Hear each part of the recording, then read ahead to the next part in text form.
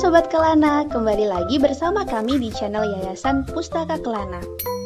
Salam kenal buat yang baru saja menonton video kami. Semoga kalian semua sehat ya di sana. Di video sebelumnya telah kita bahas adab dan perilaku sopan. Kali ini kita akan membahas mengenai mengajak anak untuk bekerja sama atau kooperatif. Bagaimana cara mengajarkan anak untuk bekerja sama atau kooperatif? Yuk kita cari tahu di video berikut ini, dan jangan lupa untuk klik tombol like dan subscribe bagi yang belum. Mengajarkan anak untuk bekerja sama perlu dilakukan sejak dini. Bekerja sama merupakan sebuah kemampuan yang penting dalam menyeimbangkan kebutuhan seseorang dengan orang lain. Untuk membantu anak bisa bekerja sama, kita perlu ikut aktif membimbingnya. Berikut adalah cara yang dapat orang tua lakukan untuk membantu anak bekerja sama sehingga mereka dapat tumbuh menjadi orang dewasa yang produktif. Yang pertama, melatih kerjasama sejak dini. Memang tak mudah membuat anak rela dan patuh menuruti kemauan orang tua. Perlu dicoba banyak cara agar anak lebih kooperatif dan mampu menjalin kerjasama dengan baik.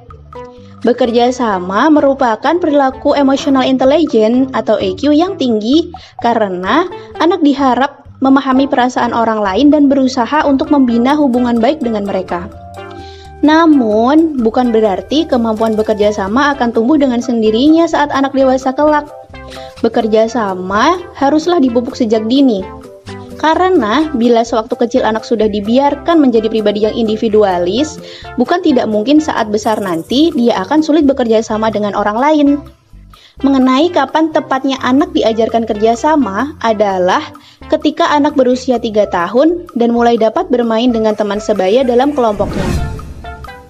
Yang kedua, mengajarkan kerjasama dari hal sederhana. Mengajarkan kerjasama untuk anak usia sekolah tentu berbeda dengan menerapkan kerjasama pada orang dewasa. Dengan mendidik anak bekerja sama, berarti mengajarkan kepada anak bahwa dia membutuhkan orang lain. Memang tidak mudah bagi anak untuk menerima kehadiran orang lain, apalagi yang akan meminta sesuatu darinya. Sehingga sangat dibutuhkan kesabaran orang tua. Mengajarkan bentuk kerjasama kepada anak umumnya lebih sederhana, seperti mengajarkan peduli dan berbagi kebutuhan bersama. Orang tua bisa membuat sedemikian rupa agar anak dapat menerima kehadiran orang lain. Misalnya, dengan cara membiarkan anak untuk selalu bermain bersama teman-temannya. Ciptakan situasi-situasi yang akan membuat anak membutuhkan teman untuk bermain bersama.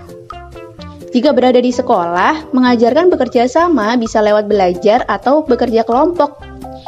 Bila belajar dalam kelompok, anak dapat membantu temannya yang kesulitan dalam memahami pelajaran yang sudah diajarkan oleh guru di sekolah. Dan dalam kerja kelompok, anak dapat belajar bahu-membahu dalam menyelesaikan tugas yang sudah diberikan oleh guru. Dalam kelompok tersebut, anak juga bisa terlibat menjadi seorang pemimpin maupun sebagai seorang anggota kelompok. Sehingga, selain belajar mengenai materi yang ditugaskan, mereka juga belajar peran sebagai bagian dari kelompok yang harus bekerja sama untuk mencapai tujuan bersama tersebut. Yang ketiga, ciptakan situasi yang membuat anak membutuhkan teman. Cobalah pantau perkembangan anak dan ajarkan pada mereka bagaimana cara bekerja sama yang baik. Memang, mengajarkan kerjasama pada anak usia dini sangat membutuhkan kesabaran. Dalam mengajarkan bentuk kerjasama kepada anak, orang tua harus tetap kreatif dan menyediakan kesempatan di mana anak itu bisa bergaul dengan orang lain. Ya, anak jangan dikurung dan dibiarkan sendirian. Ciptakan situasi-situasi yang akan membuat anak membutuhkan teman untuk bermain bersama. Yang keempat, biasakan anak melakukan kegiatan kerjasama di rumah.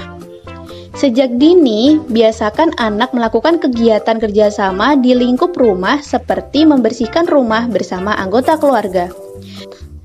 Lakukan dengan rutin agar bisa menumbuhkan kebiasaan kerjasama yang baik. Libatkan anak dalam pekerjaan rumah tangga yang ringan. Awalnya mungkin ia menolak, tapi dengan memberi pengertian akan pentingnya menjaga kebersihan rumah, maka anak akan mengerti arti tanggung jawab. Nilai-nilai seperti ini dapat membentuknya jadi pribadi yang lebih bertanggung jawab untuk hal-hal lain dalam hidupnya. Yang kelima, memberikan apresiasi pada anak. Sebaiknya, orang tua jangan sungkan untuk memberi apresiasi atau pujian jika anak berhasil melakukan kerjasama yang baik. Apresiasi dapat diberikan pada anak dalam bentuk ucapan selamat, ucapan terima kasih, atau ungkapan kebanggaan. Banyak manfaat yang bisa diperoleh anak jika ia menerima apresiasi dari orang tuanya. Sebuah pujian akan membantu anak mengenali kemampuan dan keahliannya dengan baik. Melatih sikap kerja sama anak sejak dini akan membuat anak mudah menyesuaikan diri dengan lingkungan sekitarnya di masa depan.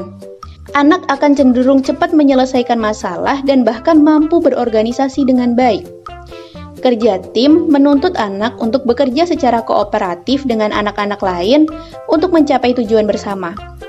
Tujuan tersebut baru bisa dicapai jika mereka bisa saling bertukar ide dan gagasan serta dapat mengkomunikasikannya dengan baik, agar seluruh anggota tim mengerti.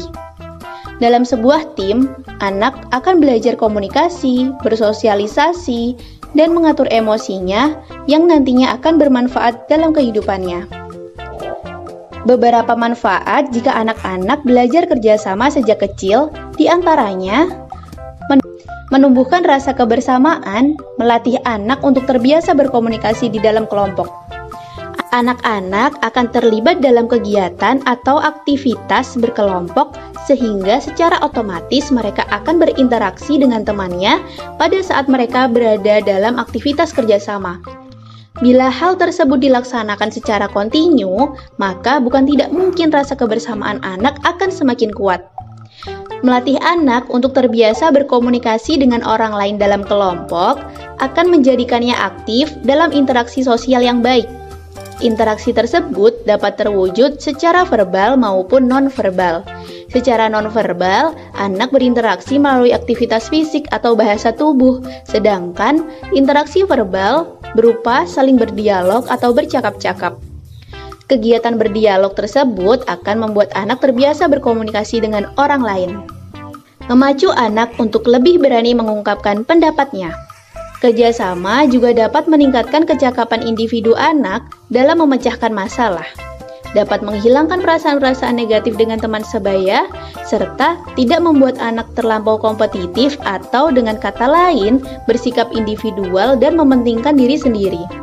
Sikap positif juga akan menghasilkan interaksi promotif atau bersifat meningkatkan ketika masing-masing anak saling mendukung dan memfasilitasi usaha dari teman-teman sebayanya satu sama lain. Dan itulah cara mengajarkan anak untuk memiliki adab dan perilaku sopan. Jadi, apakah ayah bunda setuju dengan tips-tips tadi? Atau ayah bunda masih ada permasalahan lain? Yuk kita diskusikan di kolom komentar.